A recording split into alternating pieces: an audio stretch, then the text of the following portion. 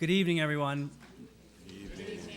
My name's Jim Ryan, and I'm the Dean of the Harvard Graduate School of Education, and it's my great pleasure to welcome you to a very special Askwith Forum. It's special in part because of the amazing group of people gathered here, including Governor Deval Patrick, Smith President Kathleen McCartney, who was also my predecessor as Dean, and so this is a homecoming for her, and the inimitable Marian Wright Edelman, President of the Children's Defense Fund. It's also special because of the reason that we're gathered here today, which is a double celebration. We're celebrating the publication of a new book entitled Improving the Odds for America's Children, Future Directions in Policy and Practice. It was edited by 3 members of the HGSE family, including Kathy McCartney, Lori Forcier, who is a colleague of mine in the Dean's office, and Hiro Yoshikawa, who, like Kathy, is a part of the HGSE diaspora and is currently serving as a member of the faculty at NYU. The book, in turn, is published in celebration of the 40th anniversary of the Children's Defense Fund, which has served as a perennial and unparalleled champion for children since its inception in 1974. I'm thrilled that we're launching this book and celebrating the Children's Defense Fund anniversary here at HGSE. It seems only fitting that we're doing so as the needs documented in the book are urgent and tied to our mission, and because the Children's Defense Fund and the Harvard Graduate School of Education have been linked from the beginning. Concurrent with the start of the organization, the Harvard Educational Review published a 2-volume special issue on the rights of children, which included articles by Walter Mondale, a little-known Children's Defense Fund staff attorney by the name of Hillary Rodham, and a wide-ranging interview with Marian about the top priorities of her new organization. It seems only right to celebrate that anniversary and that amazing body of work here at HGSE. I'm going to turn the podium over to Mrs. Edelman in just a second, but I want to first say a few words about her. She is, as you know, the heart and soul of the Children's Defense Fund, and she really needs no introduction to anyone who has been involved in education or child advocacy. She is, among many other things, advocate, scholar, leader, role model, force of nature, recipient of the Presidential Medal of Freedom, and for many, including myself, a hero. She spoke at UVA Law School in 1992 when I was a student there, and I still remember the speech as if it were yesterday. She encouraged us to take responsibility for what we saw as wrong in the world, instead of looking at what was wrong and asking, why doesn't someone do something about that? She suggested that we look at what's wrong in the world and ask ourselves, why don't I do something about that? And in effect, Mrs. Edelman, her entire life, has been not only asking that question, but answering it. And in so doing, has set an example for all of us, teaching us that perhaps instead of asking, what do we want to be, we should be asking, what do we want to fix? So please join me in welcoming Marian Wright Edelman.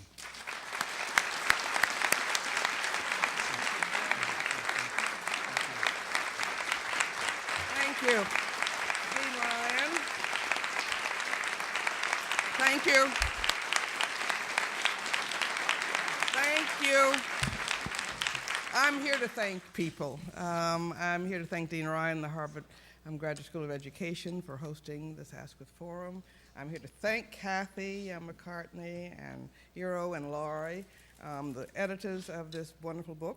I'm here to thank all these wonderful authors sitting in the front, whom you're going to hear from, and I just am very grateful for them coming together and to try to move us forward for the next 40 years, though we hope we'll win before 40 years more. I thought we'd be out of business by now. We just told people what the right thing to do for children is and what the cost-effective thing to do for children is. But it's hard work for a voteless, voiceless constituency, but it's going to determine the trajectory of America's future. And I don't think there's a more important mission in the world. The greatest threat to our military, economic, and national security does not come from any outside enemy. It comes from our failure to invest in healthy, educated, connected children. And so it's been a wonderful joy, most days when I'm not in Congress, to work for the neediest and the most voteless and those who don't make campaign contributions. But I'm never not getting out of bed in the morning because I know what we're doing is important, and there's so many people who are doing that, and I'm just very grateful for this occasion. We began to go over and look at our headquarters. I'm so pleased that it's still here. We rented a Harvard Clapboard house over at 1746 Cambridge Street on the corner of Prescott. And I don't know if any of you have seen the Little House book, the children's book, The Little House. It was an old farmhouse out in the country. And then all the big buildings, the city moved out and surrounded the little house. But we are now surrounded by very prestigious Harvard buildings. But that little Clapboard house is still there standing strong. It's diagonally from Memorial Hall, right across from the Design Center. But in that house was a bubble of activity, and most of the staff members there were Harvard Education School graduates, and our employees, and some were still in school here, and Harvard Law School graduates. But we had a very great time trying to begin to define what we needed to do. And I'm just very grateful to have this now 40-year retrospective, but more importantly, forward-looking volume. And I'm grateful. But we've got to go forward. And I'm just more delighted than I can say to have one of my heroes, too. And one of the reasons why you know you need to have a Children's Defense Fund by having the governor of Massachusetts here with us this afternoon. He's the reason why the Children's Defense Fund won't exist, because imagine how many Deval Patricks coming out of the south side of Chicago might not have gotten to give us the great gifts that he has to give. And he grew up on the south side of Chicago, and I would recommend, even though we're pushing our book, I'd recommend you read his autobiography if you have not done it.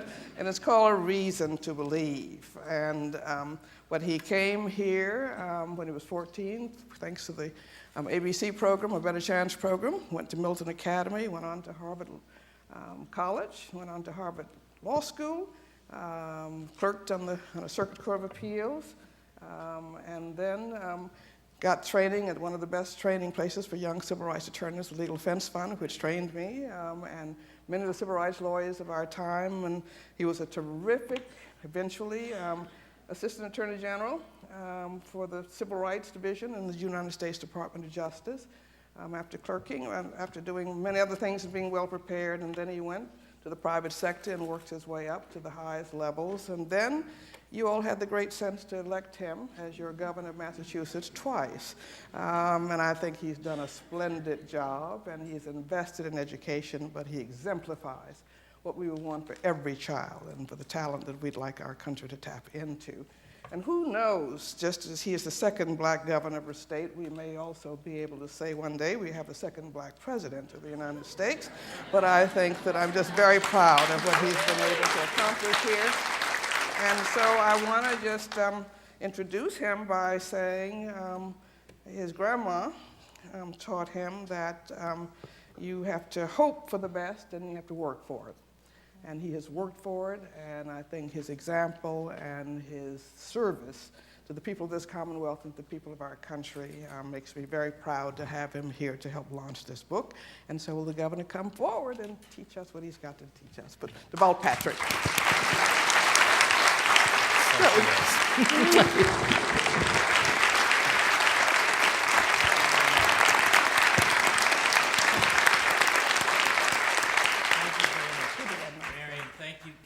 All right?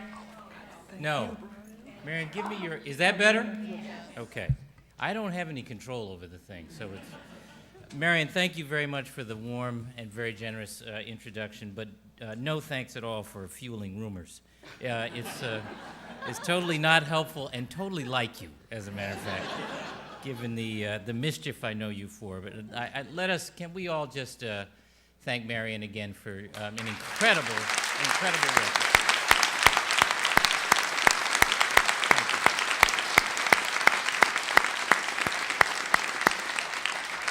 I want to acknowledge Dean Ryan and thank you for your service and all of the contributing authors for your contributions to this wonderful record and blueprint for how we improve the lives of our children. I will emphasize in a minute why I'll make a point in a minute about why I emphasize our children. I want to acknowledge as well our former Secretary of Education, Paul Revel, who is here, and thank you, Paul, for really being an incredible coach for me. So you're going to hear from the experts in a minute. I was asked to come to kind of kick off the conversation, or maybe punctuate it with a few personal stories about why the subject matter of today's forum, and indeed the subject matter of the work of this graduate school, is so important to me personally. I love spending time with kids. I love to listen to them talk about what interests them and what worries them, or what they want to be when they grow up. I think I pay attention to kids as a gesture of gratitude to the teachers and church ladies and other adults who paid attention to me when I was a kid and my hopes and dreams. The experts in my first campaign used to complain about how much time I wasted with young people. That is, until they stumbled upon the reality that many adults came to the campaign through their children. As a parent and now a grandparent, did you know that? Yes. I hear optimism and energy, eagerness and hope. As a governor, I hear a call to action. Every one of us has a stake in getting our young people where they want to go. We have a stake in their readiness. That's why I've governed with the notion that investments of ideas, time, and money in our schools matter, because those investments unlock growth and opportunity for all of us, as Marion was saying in her opening remarks. I know it is about money, but I also know it is not only about money. And I think that point has to be made. I had a 6th grade teacher on the south side of Chicago named Mrs. Quaintance. There were 30 or 40 of us in that classroom from the same broken neighborhood and similar broken homes. And yet she held us in rapt attention. She taught us how to count and say the greetings in German. She took us to the first opera I'd ever seen. I had no idea what they were singing about. I still don't, but I loved it. She took us to a new movie just out called The Sound of Music, and she used it to teach us about the rise of Nazism and modern European history. She was the first person who helped me imagine what it might be like to be a citizen of the world. And for us on the south side of Chicago, for a kid like me, that was a profound gift.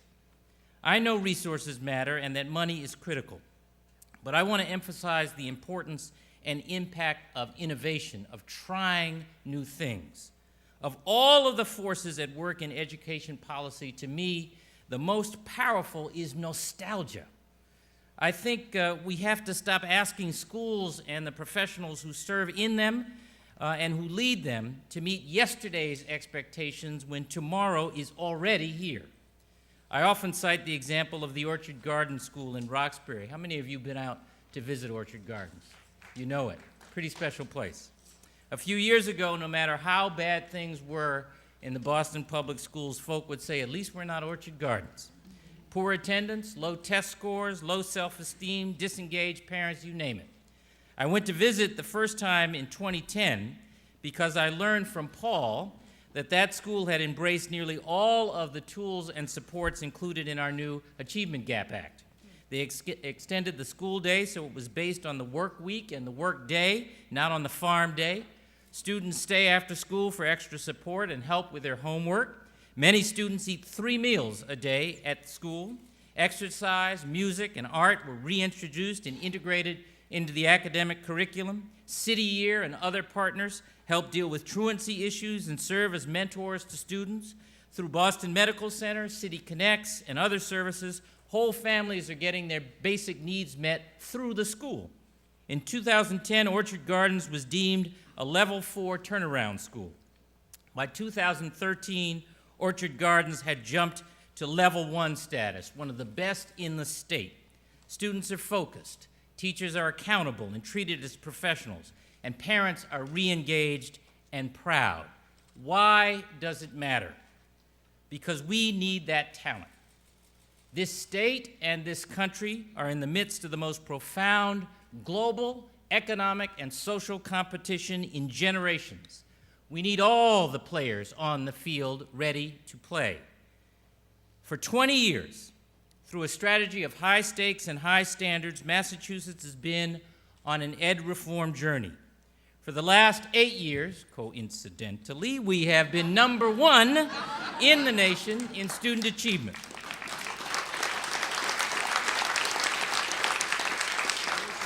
And yet, And yet, for all that time, we've had a persistent achievement gap. And the kids who are stuck in that gap are poor. They speak English as a second language. They have special needs. They are disproportionately black and brown children. To have an achievement gap at all is an economic and social problem. You know that. But to let it go for 20 years, that's a moral question. Because those are our children too, all of our children. And we owe them their best chance as well. So we have work to do. We have work to do to fund the schools adequately and support the professionals who teach in them and lead them. We have work to do to encourage and enable more flexible models for classrooms, longer school days and school years, if that's what works. We have work to do to introduce more experiential learning, more art and music and exercise, more mentoring. We have work to do to require more accountability. We have work to do to get the 40,000 3-year-olds on wait lists right now off of those wait lists and into quality early education programs. And most of all, to my way of thinking, we have work to do to end the crushing and lasting impact of poverty, which is still at the center of it all from where I stand. Because all our kids, all of them, are our kids, and all kids can excel. At the end of my first visit to Orchard Gardens a few years ago, the first grade, led by this amazing veteran teacher, gathered to recite for me. After a short poem about multicultural tolerance, they recited much of the I Have a Dream speech, and it had the impact on me it always does, which is to make a mess of me. But to hear it coming from 6- and 7-year-olds was a pretty remarkable thing. I started to applaud, and the teacher said, "Not yet, Governor." And then she began to ask those 6- and 7-year-olds questions. What does creed mean? What does nullification mean? Where is Stone Mountain? And as the hands shot up to answer her questions, I realized that she had taught the children not just to memorize that wonderful poem, but also to comprehend what it meant. 2 years later, 20 first graders from Orchard Gardens arrived in Washington on what was, for most of them, their very first flight on an airplane. They went to practice reciting I Have a Dream one more time, this time under the towering monument honoring Dr. Martin Luther King Jr. on the National Mall. And then later that afternoon, they, along with their bashful principal and their dynamic, loving teacher, went over to the White House to recite for the President of the United States. Watching them run around the South Lawn, burning off nervous energy while they waited, or gawking at the unfamiliar splendor of the interiors, or asking where the bathroom is, or staring in bug-eyed disbelief when President Obama entered the diplomatic reception room, they could have been any 6- or 7-year-olds. And yet I'm certain that they felt important that day simply because someone made them feel worthy. Someone made them feel worthy. It was extraordinary that that someone was the President of the United States. But what matters most is that someone made them feel worthy. They could have been any 6- or 7-year-old. They should be every 6- or 7-year-old. The American dream belongs to them, as much as to you and to me. It's worth fighting for, it's worth investing in, and it's worth sharing responsibility for, because it is central to who we are. So I just wanted to come by to thank all of you for what you do for making the American dream a reality for all 6- and 7-year-olds and for our future. God bless you all, and thank you for having me.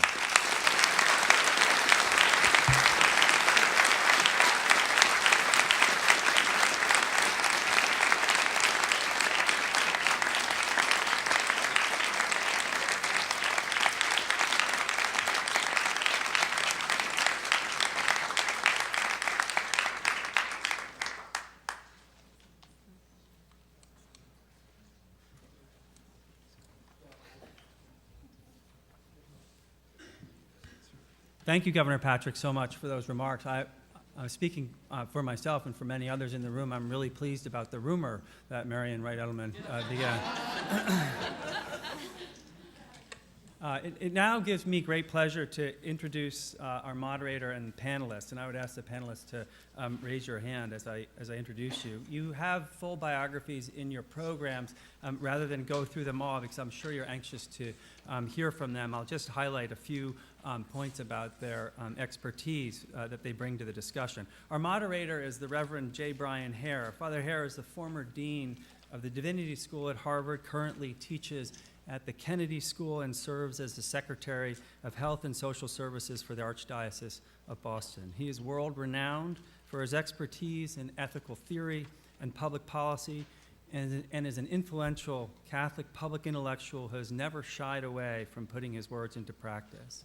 As for our panelists, in addition to Marian Wright Edelman, we have Kathy McCartney, who, as I mentioned earlier, is the former dean of HGSE and currently the president of Smith. She is also the driving force, along, I would say, with Lori Forcier, in making this volume come to life.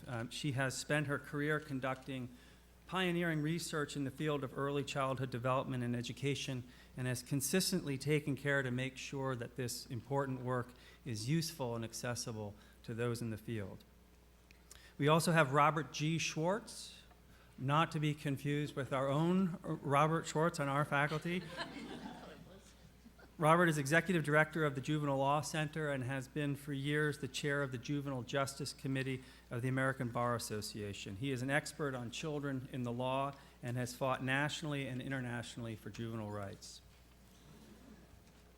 Arluk Sherman is a senior researcher at the Center on Budget and Policy Priorities in Washington, D.C. He is a specialist in the impact of poverty and public policy on child development. He previously worked for the Children's Defense Fund, where he wrote Wasting America's Future, the Children's Defense Fund report on the cost of child poverty. Jerry Wiest is the former superintendent of Montgomery County Public Schools. As superintendent of the 16th largest school district in the nation, he directed an ambitious and successful reform to raise academic standards and narrow the achievement gap for the more than 140,000 students in his district. Finally, coming to us via video, we'll hear comments from Representative George Miller of California, who, after 40 years in Congress, is stepping down. It's interesting to note that he began his congressional year in the same year that Children's Defense Fund began its organization. True to form, Congressman Miller has penned a feisty and fiery foreword to the volume drawing on his work in Congress. He very much hoped to be here, but he is in Japan, so he pre-recorded his thoughts on building the political will for reform. One thing shared by all the contributing authors who are here with us tonight, both on stage and in the audience, which is not listed in the program, is this group's abiding care and dedication to improving the lives of children and their deep respect for the work of Marian Wright Edelman and the Children's Defense Fund. So on behalf of all of us at the Harvard Graduate School of Education, welcome, and we all look forward to the discussion.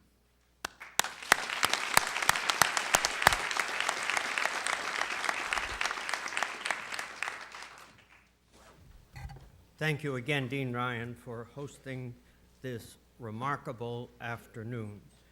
Let me simply say at the outset, if I can quote another Canterbridgian, Tip O'Neill used to introduce the president by saying, "It's a high honor and deep personal privilege." I regard it as a high honor and deep personal privilege to be part of anything that honors Marian Wright Edelman. In the opening of the book on improving the odds for America's children, it is said that the book was inspired by Marian Wright Edelman. How many people have been inspired by Marian Wright Edelman?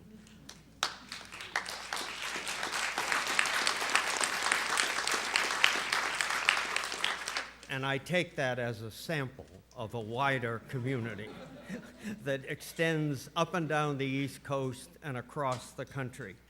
And so we are fittingly gathered here to both acknowledge and examine this remarkable book and to acknowledge this remarkable woman. You're going to hear hard-edged research this afternoon, the kind of research that Marian Wright Edelman always requires before she steps out before the Congress before she steps out on platforms around the country. Marion always talks about the deepest human problems, but she understands you need to have the numbers and the analytical design. And yet at the same time, that hard-edged research is really about a topic that, in a sense, some would call soft. Soft in the sense that vulnerability marks the life of children. And when a society cannot sustain the promise we owe to children, then that vulnerability is taken advantage of.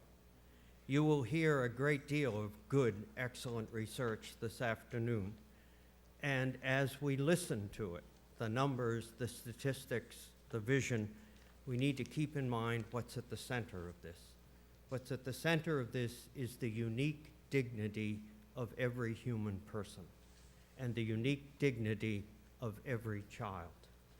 There are two quotes I'd like to paraphrase and then get on with the business. One comes from Dostoevsky in the 19th century. Dostoevsky once said, "The death of one innocent child is enough to destroy belief in God." Paraphrase that. The failure to allow children to grow and develop into their full human dignity is enough to raise the same kind of question. And the other quote is a quote that comes from Albert Camus. Camus, as you know, the Nobel Prize-winning author of the French Resistance. At the end of World War II, Camus was invited to speak to a group of Dominican priests about how he, as an agnostic, dealt with the problem of evil in life. Remember, Europe was just on the cusp of recovering from knowing about the Holocaust, from experiencing Hitler. Camus went through a long reflection, and at the end of it he said this, which can be paraphrased. He said, "It may not be possible for us to create a world in which no innocent children suffer, but it is possible to create a world in which fewer innocent children suffer." And if we look to you gathered here tonight, in Camus' time or in our time, and we don't find help, where else will we go? The vulnerability of children, the dignity of each child, the stakes of Dostoevsky and Camus. This book is about those things. So let us get on with a complicated grid here. Most of my work is in foreign policy and international relations, so I'm forever reading UN documents. The UN never just puts together a commission. It's always a commission of eminent persons. And so it is tonight that we are surrounded by eminent persons. And I want to be sure you get the full range of their response. So the panelists have been already introduced. In the first row, we have the authors of the book, several of the authors gathered here. And we're going to try and draw on both. I only ask the authors that each time they speak that they introduce themselves because I don't have name tags and I just can't do this all. We're going to look at three things. Just have to acknowledge it right away. We're going to look at three things and finish at 7 o'clock. That's a guarantee. We're going to look first at the unmet needs of children, particularly children of color.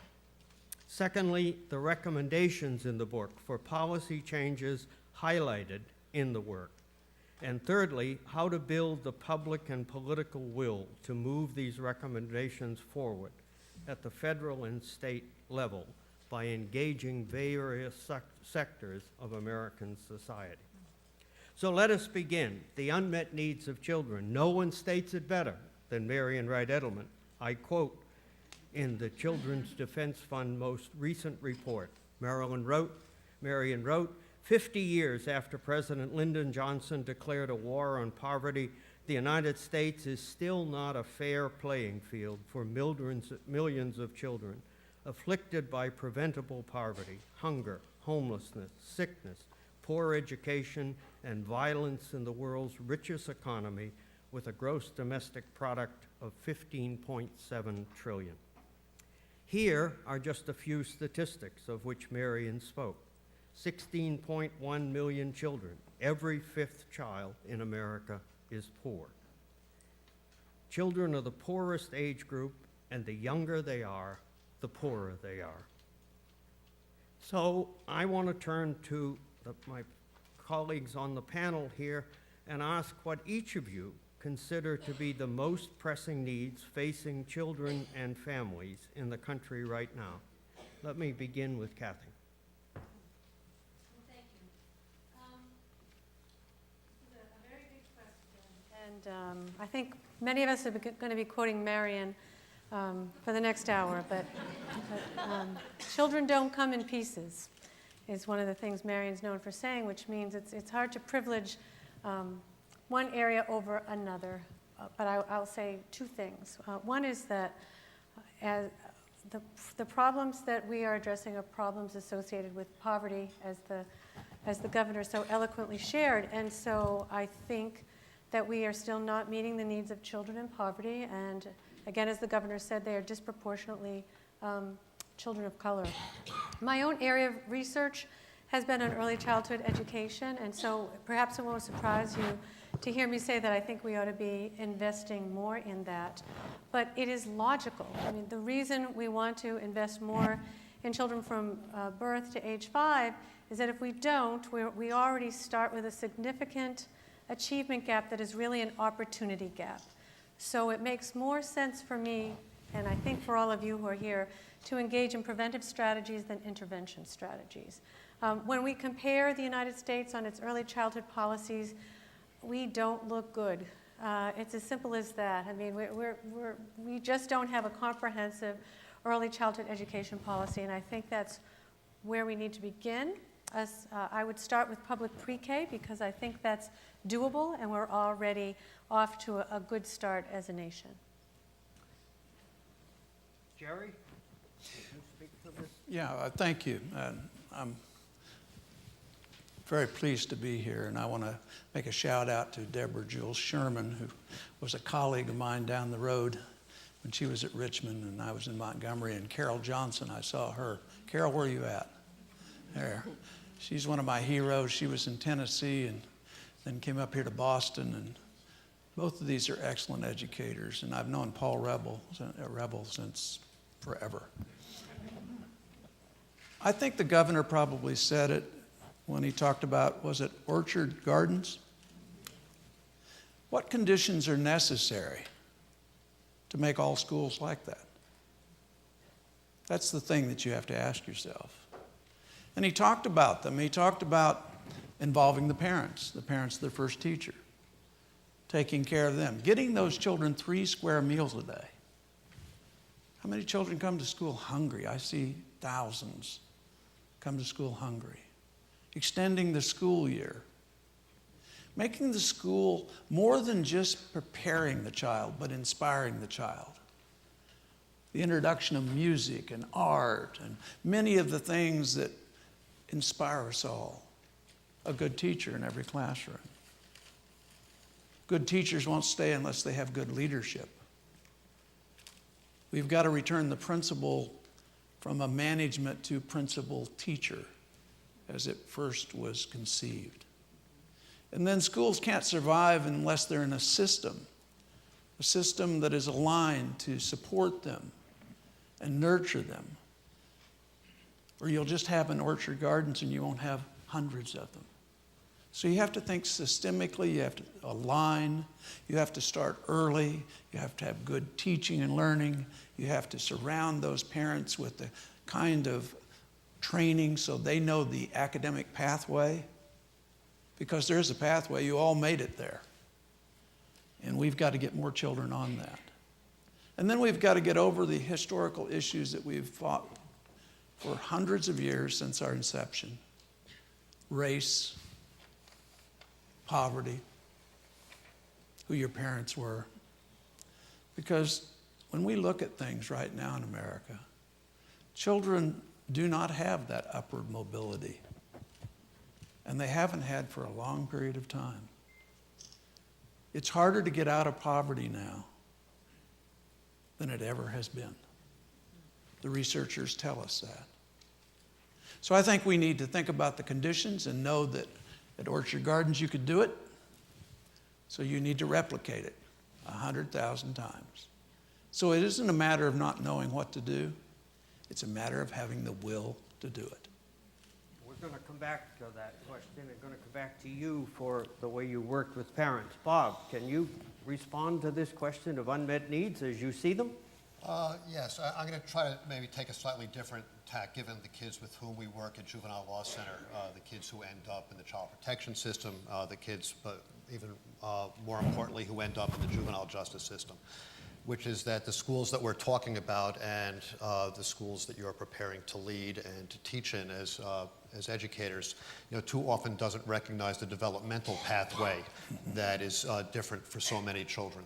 The kids are different at ages 10, 12, 14, 18, and some of them are not all going to be perfectly obedient students in their schools. So some might challenge authority, and some might get in trouble in the corridors or the classrooms. We have too many of those kids arrested right now.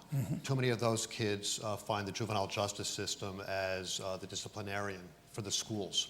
Too many of those kids not only penetrate that system, but spend far too long in it, and on their way out are barred from returning to school. So they, I think now as I'm talking, 12 years ago, Pennsylvania passed a law that we ended up suing to get overturned that barred delinquent kids from Philadelphia from public schools. After we brought the suit, the legislature amended it to say, okay, if you're already in school, you could stay, but you're not allowed to return to school if you're in placement. It took 3 years to get courts to overturn that. Most states don't do that by legislation, but a lot of schools do that by practice, putting up barriers to kids who ought to be returning to schools in one form or another. So it's the systematic denial of education and the criminalizing of normative adolescent behavior is a challenge that has to be addressed. Arlen. Well, if I've learned anything useful, it was from the Children's Defense Fund in my time at the Children's Defense Fund. I've got a CDF t-shirt on in honor of the occasion, although you can't see it. The governor said, and I'm going to flip his order, it's not all about money, but it is partly about money.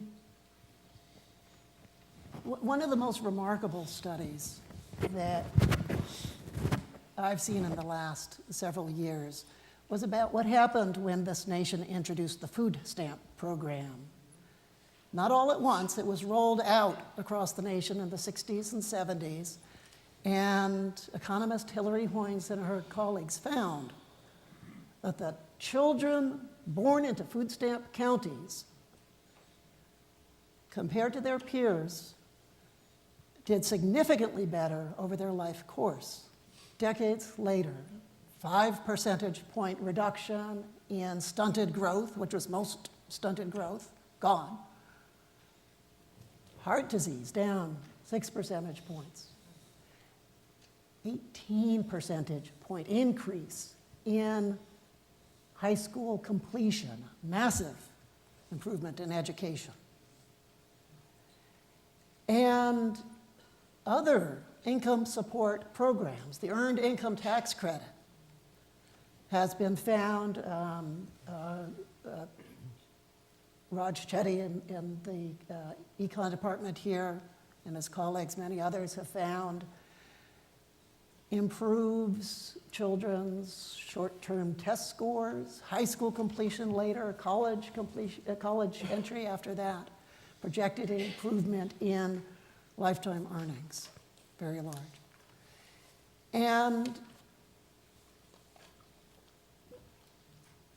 so one thing we need is a part of the adequate infrastructure for children is something that ensures their families get the economic resources they need to raise their children successfully. Fellow co-author Hiro Yoshikawa in the front row long ago convinced me that the interaction between early education and the things that reduce the stresses of poverty on adults is powerful. early education cannot do its full job while the parent is living under the stress of poverty. And so, earned income tax credit, other tax credits for working families have been one of the great successes of the last few decades. We've had millions of children lifted out of poverty because of that advance. But what happens when the parents can't work? We've had to grapple with this during the Great Recession. We'll come back to that connection, exactly. We began this section with Marion's quote. Sarah Rosenbaum and Jack Shonkoff wrote chapters on this very question of the needs. They were unable to be here, so we wanted Marion to tie off this section, if you will. Well, healthcare. The needs. Well, healthcare. is Within very an hour or basic. two, Marion. Okay. Well, I'm going to do a very quick version of what Sarah said on video for us today, but basically in our mission statement, we put a healthy start first because children need to be born healthy and prenatal care, and we are not a nation that has guaranteed that until recently, and we, over the last 20 years, I guess, went to try to expand health care through Medicaid, and a Medicaid program for children, and again, year by year, age by age, income level by income level, just methodically over a 12 to 13-year period, getting Medicaid coverage for the poorest children. And then we got CHIP, which covered another group of children. We tried to get 10 million at first, we got 5 million, but that's all right. We were still sort of chugging along. But this was for children and families with incomes that were higher than the Medicaid, and many of whom were working but couldn't afford private coverage. And now we have the Affordable Care Act, which now allows tax subsidies for families to buy into the private insurance system. And so, but we're not yet there. And one of these days, we're going to have a Medicare system for children wherever they live, so that Mississippi children won't be different from Massachusetts children. But that's some years off, but we're going to get that done too in the foreseeable future, and we can't take 40 years. Let's press this a little bit further, and then at that point I want to invite the authors in the first row to respond, because we talk about the general unneed mets of children. But the Children's Defense Fund has always paid special attention to the most vulnerable children. And sadly, 40 years later, that still includes children of color. The CDF statistics tell the story. Nearly 1 in 3 children of color is poor, with black children being the poorest. Hispanic children represent the largest group of poor children. Their unmet needs are enormous. And so the question not only about the needs of children, but the needs of children of color specify the challenge before us. So again, I'd invite from the first row people who have addressed this question in their research and know it to please inform us, if you will. And raise your hand, introduce yourself, and share your wisdom.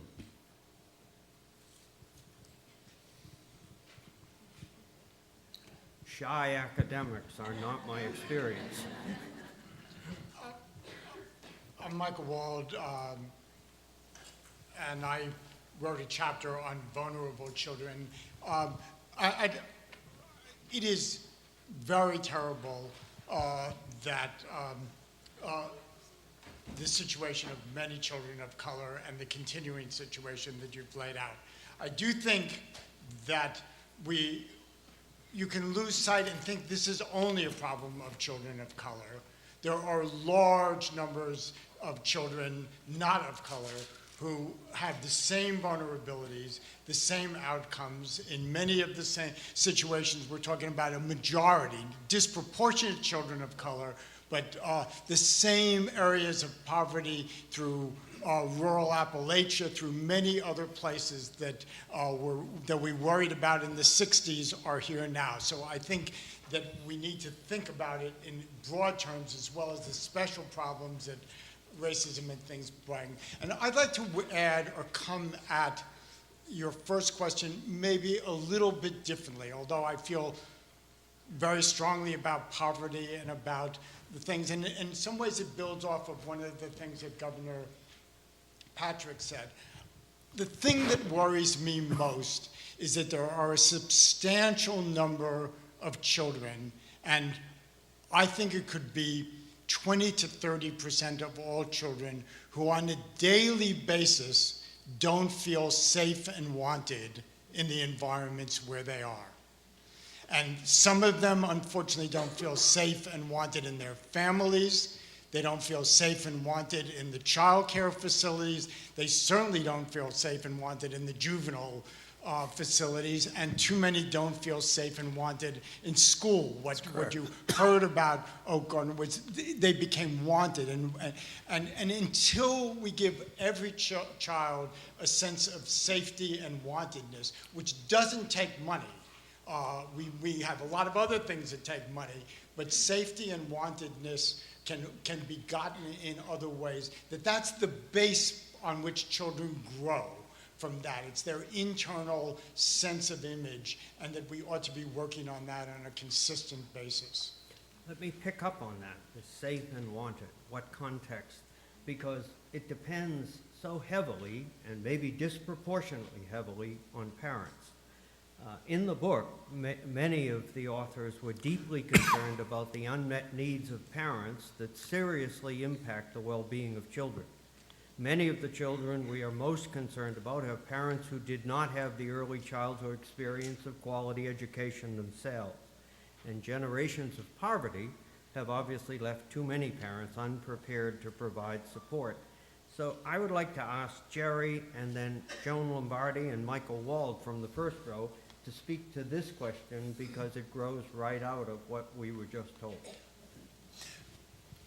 It's not only a good question, it's a fundamental question. And so you have to have a strategy for it. You have to have a strategy at the building level, at the classroom teacher level, at the system level. Part of the strategies that was utilized, and again, this is not my thinking, this is the thinking that I learned by listening and reading and observing human beings. And I listened to the employees. What a marvelous thing that is when you get them to collaborate. What they told me is that parents were fearful of actually coming to school because they had problems in school themselves. Or the only time they were ever called by school people was when their kid was in trouble. We started little things like study circles. It's an organized way of putting 6 to 15 people together with a facilitator to talk about race and academic achievement, and do that with parents. And we quilted them together like my grandmother used to quilt, until we built enough capacity to start learning about the problems of mobility, rental issues, doctor issues. And most of these children were getting their immediate health needs by just going to the emergency room. And some of the issues of transportation, things like that. And so we started to develop collaborative agreements with other areas in the government to try to address these needs and bring them forth.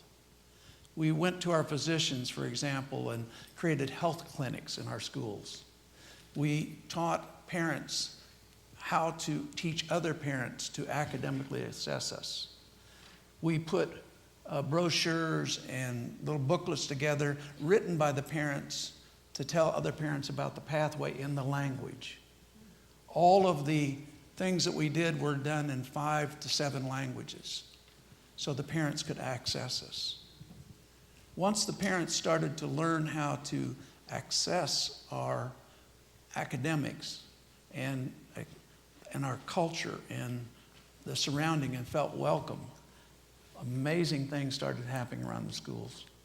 Vandalism went down. Parent engagement went up. Children felt safe and wanted. Teachers learned to communicate, and that was a big problem we had. We had to retrain ourselves about how to communicate and what is the best way to communicate. All of that conspired to start making the school the hub of the community. And they want early childhood. They want to be fed. They want to come to school. They want all the things that you and I would want when we were growing up. President of the United States, the most recent one and the one that I know, President Obama came to one of our schools early on, I think in the first few months. And he was asked a question because I'd asked the Secretary of Education, Arnie, to have him ask this question. Now, this was a poor school. with kids who were 80% probably below the poverty line. He asked them in a lunchroom, and the lunchroom had many more children than we have members in this audience. How many of you want to go to college? Every hand shot up. They want a good education. They want their parents involved. And so we're not meeting the needs of the parents in a focused way. And when you do, they'll come. And when they come, the kids feel safe, they feel embraced, and the parents know the academic pathway, and guess what? They'll follow it. They'll follow it. We even got our retired teachers to hand out packets to newborns, all of their parents, because we found all newborns of poverty are only born in certain hospitals and only have certain pediatricians and only have certain places that they can access any kind of daycare. Start hitting the people where it's at. Target your interventions. Joan Lombardi. Yes, Dr. Reist, I was, of course, thrilled to hear you say you reached out to newborns because I wrote, of course, about the importance of the early years. And what I keep hearing through all of these comments is how important the conditions of families are. Their economic, the economics of the family, the education of the mother, the overall well-being of both parents, their mental health. Those are the things that we know affect child development. So we often talk about parents as if we have to fill them up with information, but that's really not the direction that we should be going. We should be showing them the kind of respect that you were obviously talking about and providing them those supports so they can in turn support their families. But when you have to get up in the morning and take 3 buses and pay half of your income for child care, that's not really respecting them. When you tell a new mother that she has to go back to work 2 days after she delivers, that's not really respecting and supporting them. So we have to shift our paradigm and think about how do we support parents in a way that will allow them and encourage them to do what I think they really want to do, which is to support their children. Sure. Michael Wald, I'm going to ask the people in the front row to stand when you speak because this is being taped. Very complicated grid here. So. Okay. Yeah. Well, in some senses, I said previously, but I want to add a little bit because you tied it to parenting. And although I'm a lawyer in all of this, my influence on all of this was actually exposure to a number of child development people, and particularly several psychoanalysts. And I've always been influenced a great deal by Erik Erikson's work, particularly around basic trust. And that basic trust is a groundwork for laying things. And what he said at that point is children get their basic trust from their parents, but parents cannot convey basic trust in a society that doesn't trust them. And so that shaping something that trusts the parents and enables them to convey that to their children.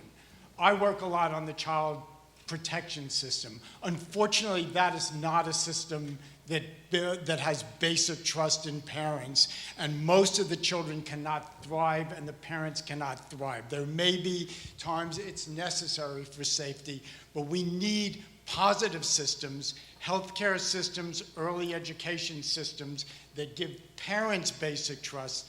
They can then convey it to their children in an ongoing way so that they feel safe and wanted. Thank you very much. We're going to move at this point from the needs to the recommendations in the book for policy change. Improving the Odds for America's Children lays out an important set of recommendations for addressing the unmet needs of children and families. They propose a continuum of support children need to succeed in school and life. So I'm going to ask Kathy to begin with the proposals on early childhood. Well, I guess I previewed this a little bit earlier, but we spent some time as a group right before this session talking about how we are making progress with preschool education. And if we continue to make progress, we could use the monies that are currently designated for Head Start and apply them for early Head Start, essentially from the years 0 to 3. So I think that's certainly one concrete suggestion that we would make about the importance of early education. But again, I want to sort of go beyond that and say another theme in the book is really the need for comprehensive services. And even within early care and education, many times centers really function as a hub, not only for children, but also for parents. So there can be, and there sometimes is, not just parenting classes, but job training classes. I mean, I hope to see the role of early education really expanded in a more comprehensive way to meet the needs of low-income families. And I guess I'll just say one more thing, which maybe we can struggle with together, but we've known what to do for a long time. And I think it's just important to say that. And I know we're going to move towards a discussion of building public will, and I think that's really the most important thing that we can do. You could call it a strategic communications problem, but I think it's actually more than that. What we need in this country is really a kind of cultural intervention so that we somehow begin to believe what other countries have discovered automatically, and that is the importance for caring for all of its people. Thank So I want to make sure we have lots of time to talk about that. Jal Mehta, can you indicate some of the comments that were made on education? Sure. So we had Bob and Jerry and I had the task of taking on school reform, K to 12, and they said that this was intended for folks in Washington, so that we should keep it short. In brief, as those of you who know me will not be surprised to hear, my part of our chapter focused on teaching as a profession, looking at teaching comparatively.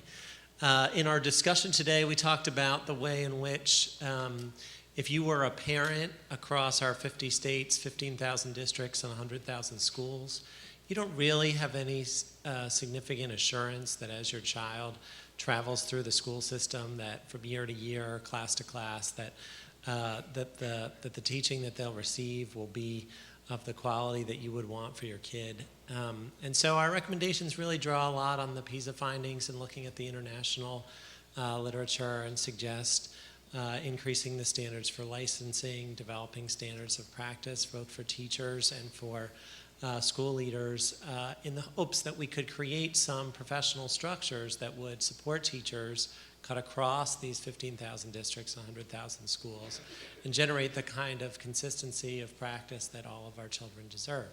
I think one of the real challenges in this kind of a forum is that one of the things we were asked to do is identify successes from the past. And some of the greatest successes in American educational history relate to significant federal action for students with disabilities, for English language learners. We can make really strong statements about the opportunities and access that's been afforded to those students that was not afforded to them 30 or 40 years ago. But we're now moving to a challenge which isn't really a challenge of access or providing floors, but trying to move all students towards ceilings. And that may be a different kind of a challenge. I think it does involve the kind of systems that Dr. Wiest created in Montgomery County, and requires a kind of thick set of structures that will move kids from birth to college. I'm going to turn this over to my colleague Bob Schwartz, who worked on this chapter. We've stressed again and again, every speaker. Go right ahead. I'm the other Bob Schwartz, by the way, the local one. My focus is on high schools, and I think one of the messages from this volume generally is that while it's critically important, obviously, to start really early with birth and to pay attention to parents as well, we need support systems that really follow kids all the way through. I particularly focused on the need to build a much more robust set of structures to really motivate and engage kids who, unfortunately, we know we have a lot of kids who simply are drifting through, particularly the secondary school years, where the power of peer pressure begins to take over. And if you look at the data that we have about dropouts, why kids drop out, we know over and over again, kids say the same thing. School is boring, and I don't see the connection between what I'm asked to study in school and any future life I can imagine for myself. I focused in particular, and again, this comes back to one of Kathy's points about starting to learn from what other nations do. Other nations do a much better job than we do of actually engaging kids from their sort of mid-teenage years in opportunities to really learn both in classrooms, but also to learn at workplaces and to begin to get kids much more focused on careers and career options and the kind of education and training pathways that can get them there and provide much, much more support during those years. We now are in a situation, in part this reflects, again, picking up on Jal's comment, where we really need to establish a new minimum. President Obama articulated this actually a few years ago, which is that we now not only need every young person to graduate from high school, we need every young person to get some form of post-secondary education or training that has value and currency in the labor market. And that means alongside the four-year college pathway, we really need to put much more effort and intention into building other kinds of pathways that combine strong academics and strong career preparation to get many more kids, not simply through high school, but on to a successful post-secondary outcome. Other authors who wish to speak to any of the recommendations in the book at the moment? Yes. I'm Larry Steinberg. I wrote a companion chapter to the other Bob Schwartz's chapter on adolescent development and juvenile justice. And I just wanted to second what yet another Bob Schwartz has just said to you.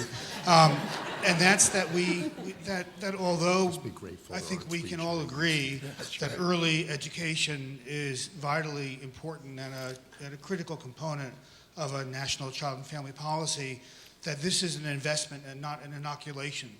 And we can't afford to neglect children after the early childhood years. And I think that doing this is going to require that we think in a very different way about what adolescence is as a period in the lifespan, and stop thinking of it as a period where we merely want people to survive, and to begin thinking of it as an opportunity to help people actually thrive. And that's going to require a change in the public discourse about an age period that is generally spoken about as a problem waiting to happen, and it doesn't really have to be that way. Yes, Joan, or I'm sorry. Why don't we go? All right. Why don't we go that way so that I can engage as many folks as I can here? Yeah, Hiro Yoshikawa, part of the Harvard diaspora. So I just want to go back to an unmet need that is also a solution, and that is that we have 5.5 million children in the United States with at least one undocumented parent. And that's nearly 1 in 3 children of immigrants in the United States. And if there are an overall 16 million children living in poverty, the 5.5 million children in this group represent an enormous chunk of that group. And so I think in the spirit of the Children's Defense Fund and Marion's work over the decades, paying attention to the most vulnerable, to children out of school, one of the earliest landmark reports that created major policy change in the United States, we need to think of the most socially excluded children in the United States. And so the data show that children with at least one undocumented parent, whether they are citizens or not, show lower cognitive skills at age 3, and it's not because their parents are less competent parents. Their parents engage in as much learning activities as other parents. Their parents are afraid to enroll them in enriching programs, even though, for example, the majority of these children are citizen children, because the parents are afraid of the moment when their family might be ripped apart and through deportation. And we should remember that the current administration has deported more immigrants than any administration in history. 2/3 of them without any kind of serious crime, despite the statement of the administration and the explicit policy of the administration to the contrary. And 50,000 of these children have ended up in foster care. as a result of the deportation of a parent, which obviously immediately places the family into a much higher level of poverty, as well as creates enormous amounts of stress, often isolation and keeping children out of school and community contexts. That paints the picture about as radically as you can. Thank you. Joan. Yeah, so there's a clear solution that doesn't even need mentioning on that. Yes, let's give that a hand.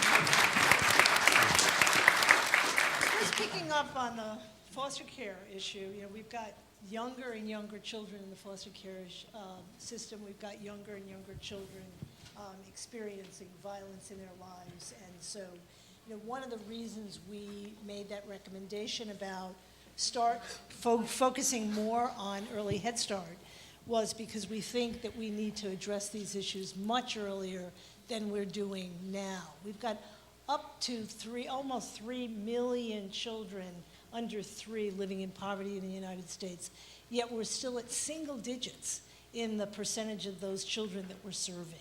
So, I wanted to pick up on that. I also want to pick up on the adolescent comment, because we know that good child development starts with the health of adolescent girls, and that we can't even wait till prenatal care. We really have to put a focus on that. And one comment on the pathway. We really think it is a pathway. There's no magic moment. It's not a 3-week program, an 8-week program, or a 1-year program.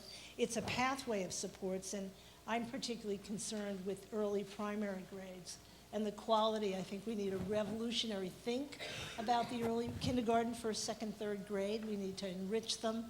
We need the best teachers in the earliest years, and we need them to really focus on the social emotional development of those children, along with math and reading.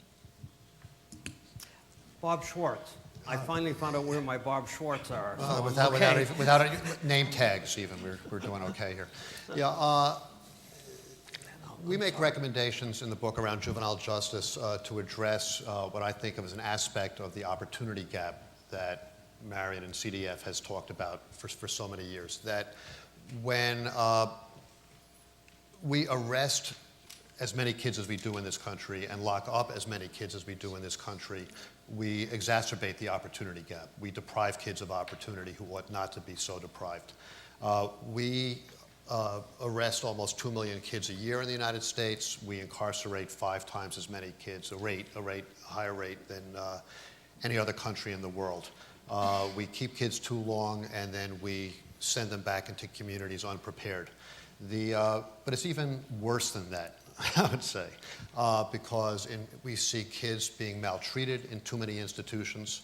We see kids being uneducated in too many institutions, and we have examples around the country of sort of great correctional education programs, hard to replicate and hard to sustain, and the success rate of the best is not very good. We have kids on psychotropic medications, way over-medicated. We have that as a foster care problem that HHS is beginning to address now, but it's completely unaddressed for kids in the juvenile justice system who are given cocktails of drugs regularly to control their behavior. These are the kids who we're sending back into a community and expecting them to succeed. We're not involving their parents. In fact, we're treating their parents as part of the problem, to go back to your earlier question. 30 years ago when I was training probation officers in Philadelphia about the need to engage parents, one stood up to mock what I was saying, not an uncommon experience for me, but by saying, I'll tell you how I engage parents. I say, Mom, I'm sending your kid away. And then sat down to the laughter and applause of his fellow probation officers. Today, we know that there are better ways to engage parents in helping to respond to kids who misbehave and to make them part of the solution, not the problem. We don't do that across the board. Thank you. Yes, ma'am. Thank you. Let me warn the video that I'll be asking for George Miller to be ready to go after the next speaker. Yes. Hi, I'm Deborah Jewel Sherman, and I'm faculty here at the Ed School and was privileged to write a chapter. I was tasked with writing about school reform, and the one recommendation that I wanted to stress has to do with incentivizing a comprehensive, holistic, whole child approach to education that brings into the school, Jerry talked about the schools being the hub, but brings into the school all of those other service providers that have a vital interest and a stake in how our children succeed. Schools cannot do it all. So social services, juvenile justice, housing authorities, all of them have a vital role to play in supporting families and supporting children in meeting the benchmarks that are part of that pathway that was articulated. I also wanted to say that here at the Graduate School of Education, we are practicing what we are collectively preaching. Last year, a cohort of the EDLD program addressed problems of practice in the cradle to prison pipeline for the Children's Defense Fund and came up with 5 specific areas that needed to be addressed. This year, members of cohort 4 of the EDLD program, some of them are also addressing garnering support for the Early Childhood Education Act, both in terms of community mobilization and in creating public value. So here we recognize that we can't get the work done in silos, and how do we incentivize that kind of thought in the public ed sector, I think is one of our biggest challenges. Thank you very much. Now, we have heard, and any of us who worked in Washington don't have to hear much about George Miller to know what a career this has been. And this is the valedictory year, actually, for George Miller, who will be stepping down. So we want to hear from George Miller, and we'll do that at this time and then move into the next phase of the program.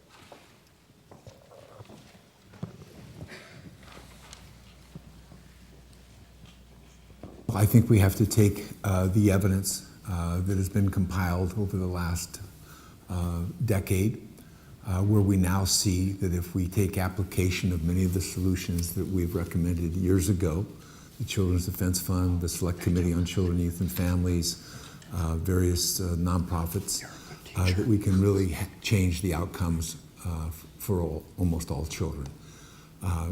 Early on, we were discussing the consequences of the absence of programs to treat children and to deal with problems of families and young children. And when we looked at those consequences, we started to amass the research of how could we have a positive impact on these consequences of not being able to go to school, or not having access to early childhood health care, not having access to maternal care. And how do you do this and put this together? And we've now learned how to do it, and now it's a question of implementation. So we've come a long way from the consequences that were abhorrent to so many people in America. How do we treat this? How can we research this? How can we get the best outcomes? To now having that information and putting it in place in terms of income supports for families, in terms of access to health care, no matter what your age, no matter what your status in America, your access to education, your access to a quality education. It's now quite within our means to develop a quality education in every school, in every schoolroom, in front of every child in America. It's a matter of the will. And so the campaign really has come to the last lap in terms of getting these programs implemented, because the cost benefit is so huge for the government, for local government, for state governments. That's why you see governors running out and embracing early childhood learning. If they don't embrace it, they can't get the outcomes they want in K through 12.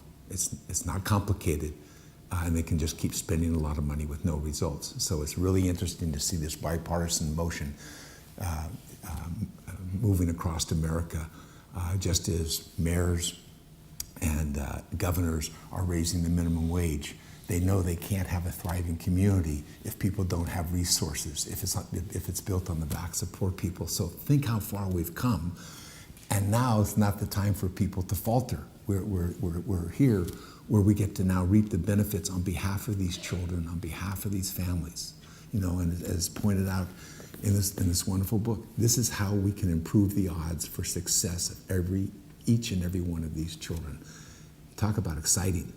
We used to lament the problems. Now it's about the solutions that are within our grasp. But what's so troubling now is when you have this compelling evidence, when you have the compelling research, when you've seen the evidence being applied successfully on behalf of children in early childhood education, in early access to health care, in early access to mental health care, early access to nutrition for pregnant women and for her child, and the changes we've made. These are real answers that work, and yet at the same time, they're on the floor of the House of Representatives with the Ryan budget to strip these programs of the resources for their success, for the success of these children and families, and somehow transfer those dollars to the wealthiest people in the country.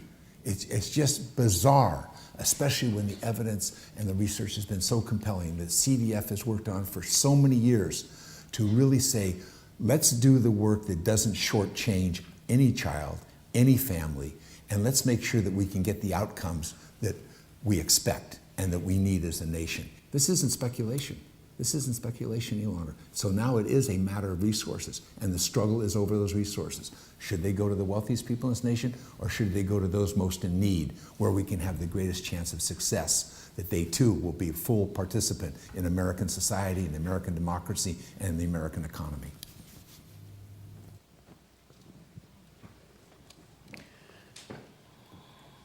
So the final section in which we want to draw on the enormous amount of knowledge here before us is what it's going to take to build the political and public will to move forward the issues that can overcome the odds against children.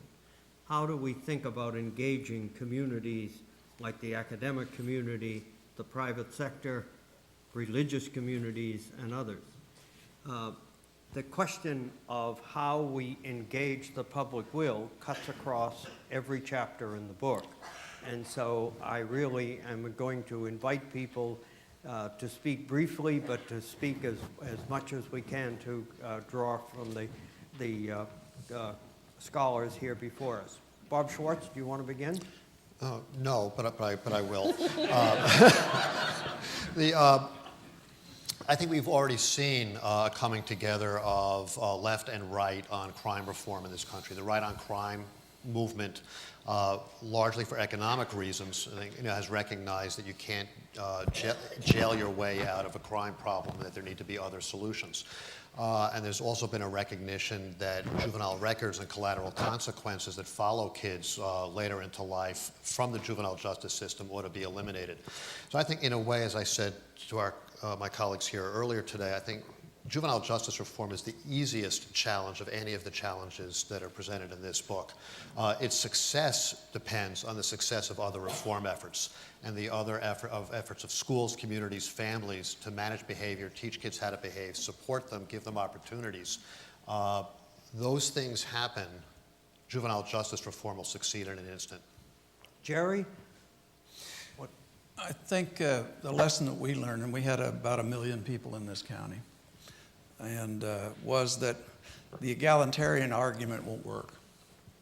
Egalitarianism died somewhere along the way. You have to have an economic argument. And what we did was show how the economy of the county could not survive, and how your house value would go down, and how it would affect you even though you didn't have any children in school if you didn't have a strong system. And so once you depicted that and you put it on a GIS system and put it on maps where everybody could see where they live, and coming to the school near them were more children who were more impacted, then we got some movement economically.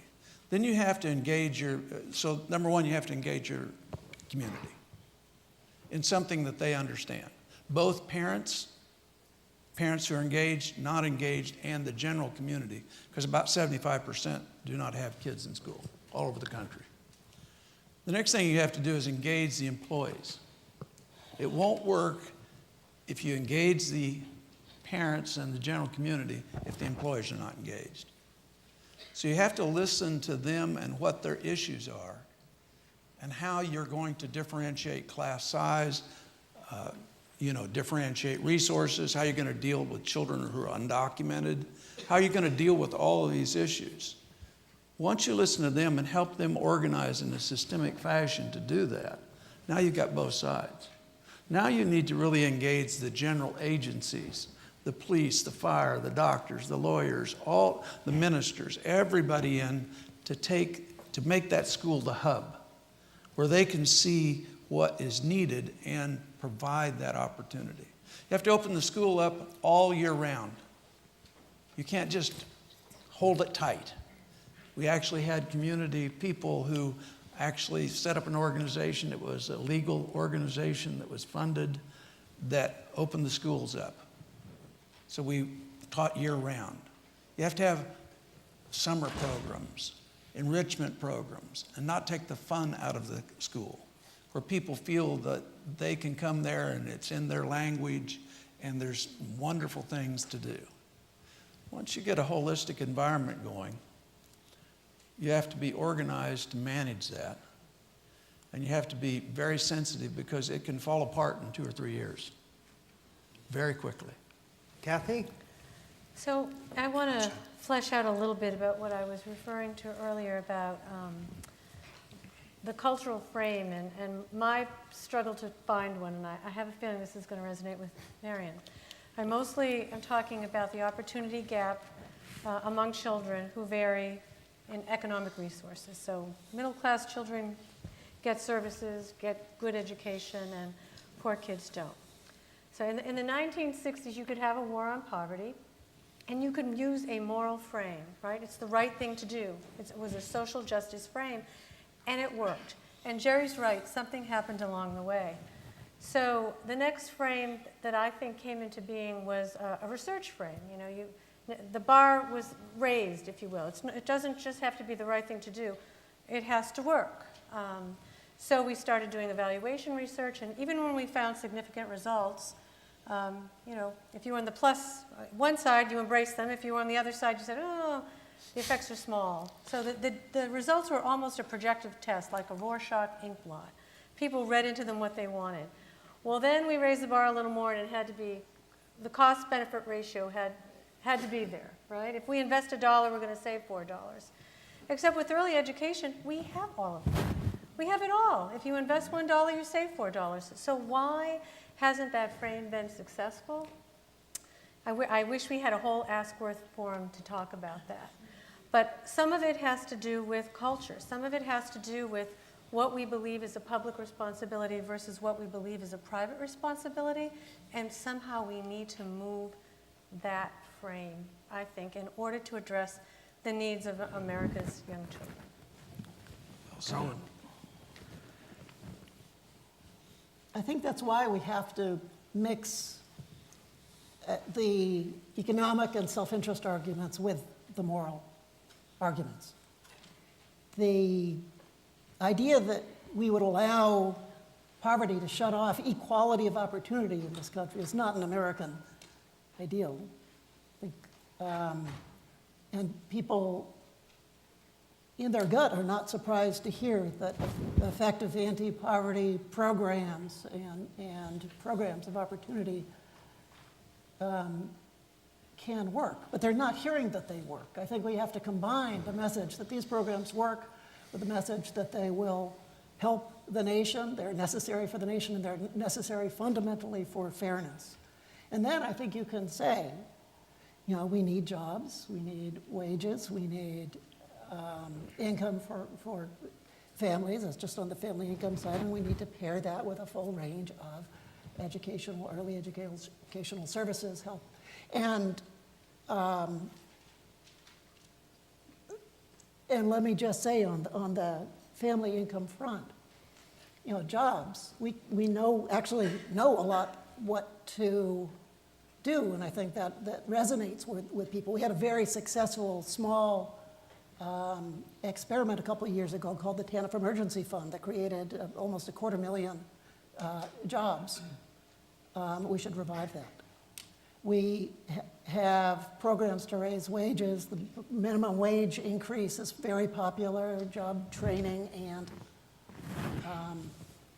access to Pell Grants and easier access to Pell Grants would be very popular, and on programs that would improve family well-being. Housing, I think, is recognized as widely as a fundamental need, and we could expand the housing voucher program. I think it would meet some support. It would fill a real unmet need there, because it's a program that right now only meets a quarter. It only serves a quarter of eligible poor households. I think there's a lot we can do if we keep hammering home this is what the nation needs, economically and morally. As it is said, confession's good for the soul. I promised I'd have you out at 7 o'clock. I also have on my schedule that I should allow 10 minutes for questions from the audience. So if you will forgive my failure to deliver on the minutes, I'm reminded with all of these experts here what Churchill once said about the Balkans. He said the Balkans produce more history than they can consume. And we clearly have more knowledge here than you can put into an hour's program. So 10 minutes for questions. You need to come to the microphone, and the question of who will answer the questions, raise your hand among the experts here, and I'll call on you. One answer for each question. Yes, ma'am. Hello, I'm Kalisha. I'm actually a product of Montgomery County Public Schools. All right. I graduated in 2008. I remember shaking your hand at graduation. But if I could just preface my question with a little bit of a story. I went to Montgomery Blair High School, has about 4,000 students. I have no idea how many nationalities were represented or languages. I learned 163 different countries. There you go. Yeah. I remember when I started in 2004, that's when we started the consortium program, which opened up school choice. So Blair was not actually my home school. My parents, we went to these open houses to look at academies. And one really interested me, which was international affairs. And I have to say, it changed my life going to that open house. And I'm here as a State Department fellow on my way to work as a Foreign Service officer. So I want to applaud Montgomery County for what they've done under your leadership, Dr. Weiss, because I feel like I'm a part of it.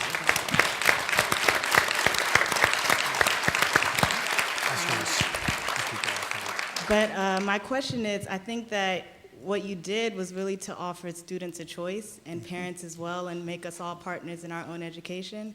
But that also comes with a certain level of trust of students. And Montgomery County is a very diverse community with a lot of immigrant parents, and I think that's a value shift, right? So I just want to know how we can do that in more school systems when I think there's a fundamental distrust of things that we don't understand or people that we don't understand. Thank you for the wonderful things that you said about our teachers and administrators. I had very little to do other than I listened.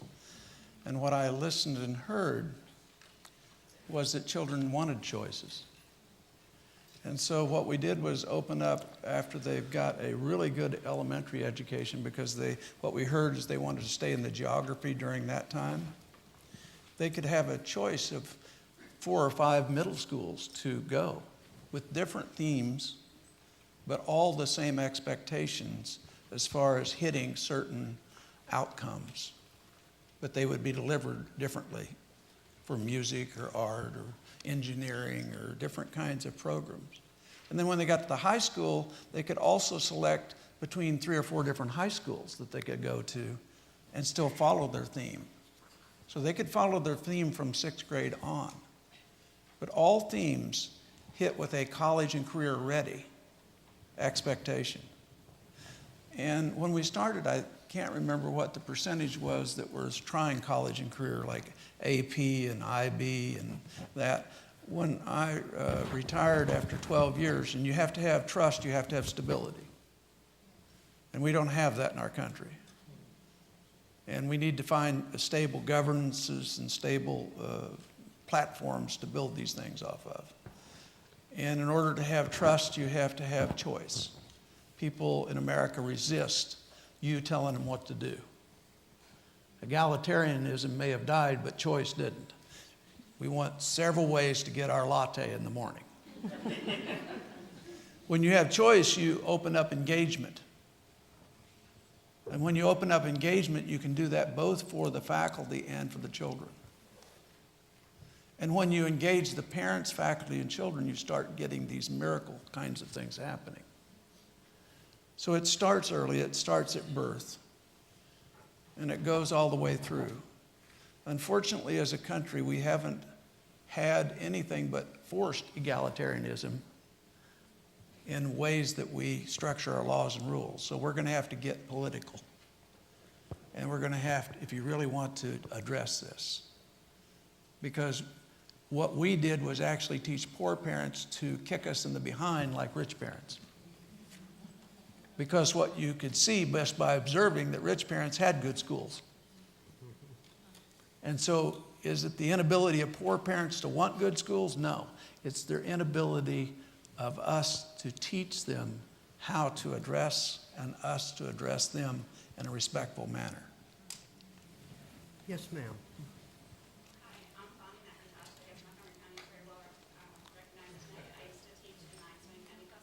Kindergarten Oh, in good. Montgomery County, and now I'm a doctoral student here. And we started all-day kindergarten. Okay, great. And now I'm a doctoral student here, and I know the research. I feel like the community knows the research, the policymakers, and as soon as we start talking about early childhood and expanding it for low-income children, we know that the research focuses on high-quality instruction, but then we say we can't afford that when it's for low-income children or Well, that's for just publicly BS. funded programs. Absolutely. So I'm wondering how, when we start talking about academic only for certain subpopulations that tend to be served by these means-tested publicly funded programs, how we change the discourse so that we understand that all children, including those that go to publicly funded programs, need the high-quality instruction that includes responsive teacher-child interactions and also the social-emotional component that will enhance the academic outcomes. Well, first you just got to organize to attack it like a political campaign. And what happened there was that there was great resistance. They said they didn't have the buildings, they didn't have the teachers, it cost too much because we wanted to pay early childhood teachers, same thing we paid everybody else and got the same kind of training. We'd have to train ourselves, we'd have to have new materials and supplies. Guess what? It was absolutely worth it. When I retired, 44 to almost somewhere between 44 and 50% of the African American population who graduated from high school took an AP test. And the African American male outscored the entire country of all groups, male and female of all races. And they were the 9th largest African American population at that time in the country. And they graduated at a rate higher than the country was graduating all students. And they went to college at a rate, and this is chronicled in the research, that about 68% of them went to college. And guess what? Many, many, many finished at a higher rate than the nation finished college. It all started with the early childhood push. If you don't begin at the beginning, and Joan will tell this, and many of the people wrote about this, you'll never get to the end. The last 720 days, Bob, is important. That's high school. But so's proms and cars and girlfriends and things like that go with high school. That first 720 days, that pre-K, K1 and 2, and starts at birth, that's critical. It correlates and predicts. We're going to ask Marion for final comments. There will be a reception afterwards, and you'll get a chance to mingle with the people who are here. But Marion, you have the right and the duty to close this program before Dean Ryan comes up and makes the final remark. Well, I wanted to thank all the authors again, but I also just wanted to give a special thanks to Kathy because she took on a new job as president of Smith, but kept doing this, and I can't tell you how grateful I am that this volume has come out and is going to be so useful, and we're going to get an early childhood system out of it. You just wait. Okay. And so I think that I just want to give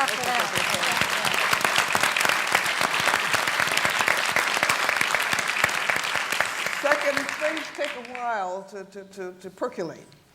And if we could all get out of our silos and to decide that one of the foundation of what we can get done now in our country is a high quality early childhood system from zero through, I would say, kindergarten, to get every child ready for school. You know, we've got things that work, the research is clear, but we all need to get out there and get madder and to make it happen and to get out of our comfort zones and to create new theater and to let the Congress understand that we're not going to go away. We got CHIP, and everybody said it was impossible. We got CHIP with the tobacco tax and a Trent Lott-controlled Congress because we had a stand for children, and we decided we were going to focus on health care. And, you know, you have to raise a ruckus, and you have to let them know that it's going to cost them more not to do it than to do it. So you need to get madder, and you need to have more persistence. And I would just end with, we got to have a new transforming movement. We really cannot let this country continue to go backwards. The cost effectiveness data, you know, the military, the prisoners, the prison wardens, everybody out there is now saying we need early childhood for lots of different self-interested reasons. Let's get it all out.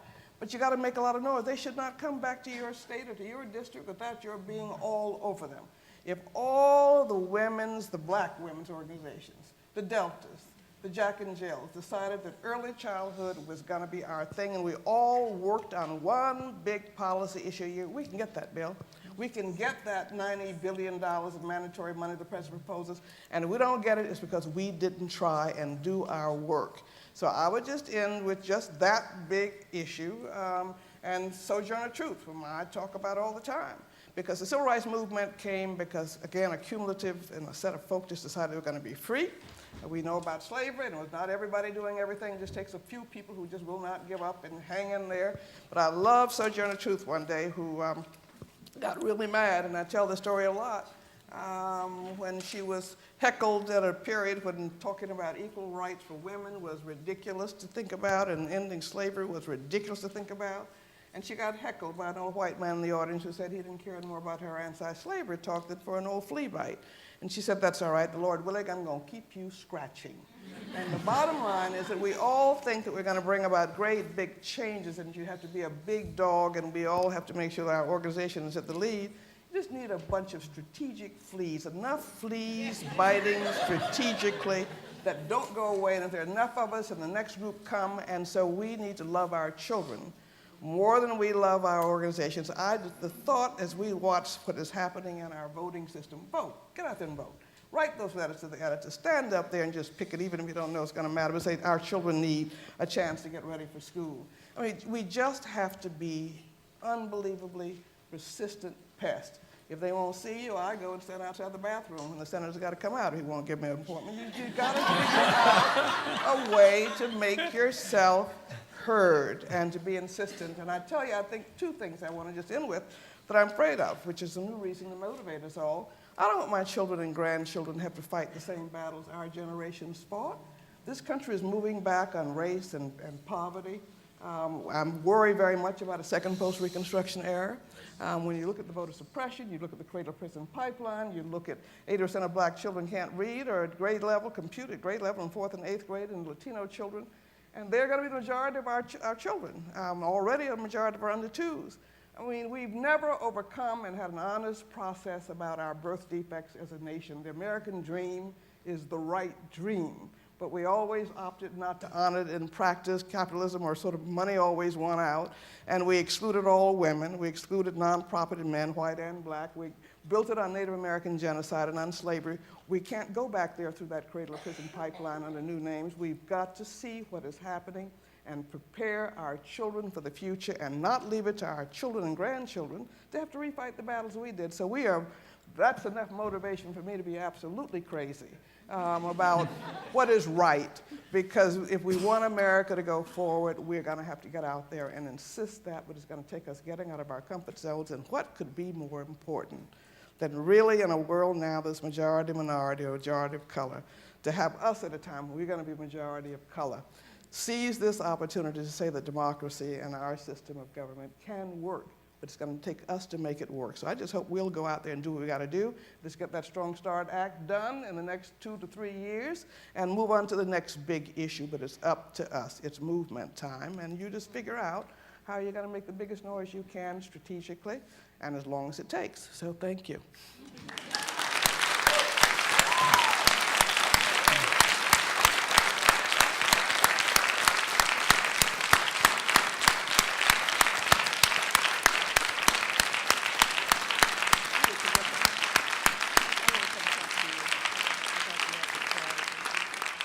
So I think the only right thing to say in response is amen to that. You have your assignment. You're to go out and be pests. And I think what Marion told a group of law school students in 1992 remains as true today as it was in 1992. You've heard from the panelists and the authors about a number of problems, and rather than thinking someone ought to do something about those problems, I hope all of you, with Marion's encouragement, are asking, what can I do about those problems? So I encourage you to read the book. I encourage you to pick out the problems that you care about most, and I encourage you to get moving. So in the meantime, I'd like to thank Reverend Hare, Father Hare, and all the panelists and the authors and all of you for coming tonight. But please join me in a round of applause for the panelists.